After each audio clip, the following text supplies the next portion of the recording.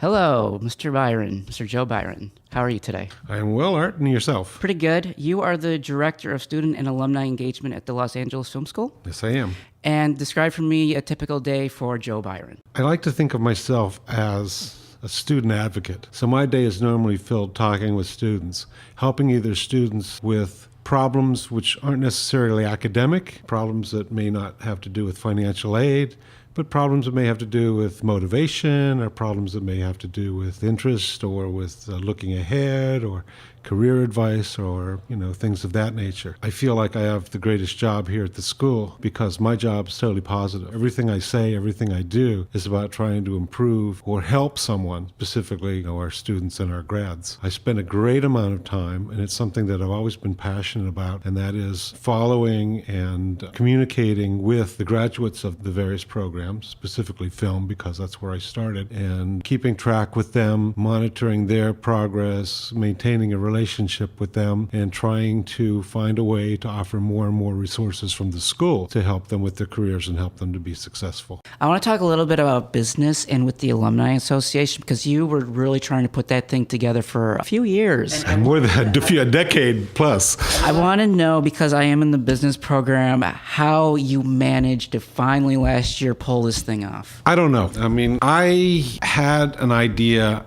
in terms of how to put the Alumni Association together back in the year 2000. In fact, I have the original memo that I sent out, who were about to be new grads and some of the faculty and the administrators at that time. And I suggested exactly how to do it. And there was step-by-step thing in terms of having meetings where you discuss ideas and then putting together a charter and then making suggestions and who the officers should be. And I kind of laid all this out. And I sent it off to people that I thought really had the energy and the vision, the drive to do it. But, I was trying to get a job. They're trying to do other they just things. graduated and they're trying to get their foot And in it the kind door. of dropped off the map for a while, and tried to revive it oftentimes. And then I became very busy when I started to become one of the main administrators of the school. I wanted to do it, and we ended up having career development department. Well, that should take care of the alumni stuff. Yeah. So it became a little bit, I hate to say it, but it became a little bit political. So I decided that this is 3 or 4 years ago that I would do it on my own without anybody's permission. And I had an assistant at that time, Mario Navoa. You probably know him. Yeah, he's an alumni here of 2000-ish. 2000, and he came and he did the completed program, and then he did a bachelor program at Full Sail, and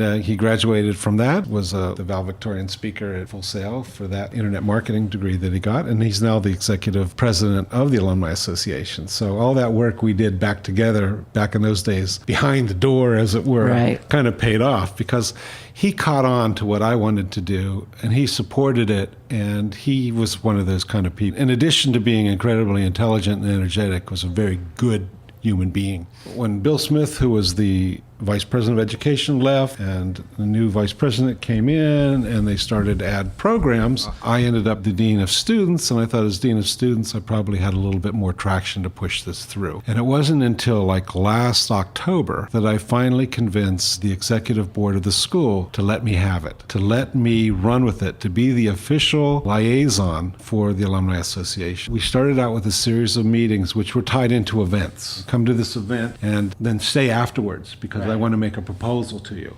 And I put together kind of this really funny PowerPoint where it was all about how we were all going to get together and change Hollywood. And every meeting we would have 16 or 20 people.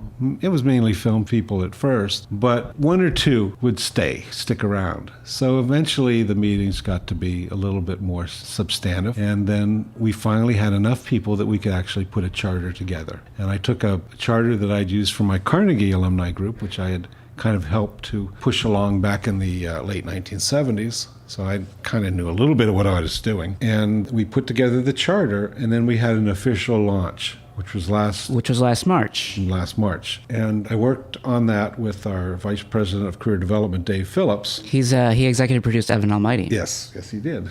It was a very expensive movie. And he's also a Hollywood agent, so it's a good guy to have out there kind of beating the bushes for our grads in terms of getting work. But Dave was absolutely convinced that the way to get it perfectly launched was to bring in grads who are celebrities. And I said, well, I'm connected. I'll see what I can do. Right, because you brought in Brandon Trost, who's a cinematographer for Rob Zombie, and the guy from Workaholics now. Kyle Newacek, who had developed Workaholic. And then there was the one girl, Nickelodeon. Ellie Vainstock, who was the music coordinator at Nickelodeon. And we brought in Ari Levine, who was the co-producer of Bruno Mars's music. So we had some pretty cool people, and you were there. Yeah, I was there. I definitely want to try and get Brandon Trost, because when I was trying to put the show together last year, we had themes for the months, and October was going to be like a big Halloween thing. I was really trying to get him, and he responded, but he's working in Vancouver, and so yeah. I can connect you up with Brandon. He used to work for me. All these people they were my students, and then some of them, like Kyle and Brandon and Kevin Atkinson, who also came in, had worked here at the school. It was I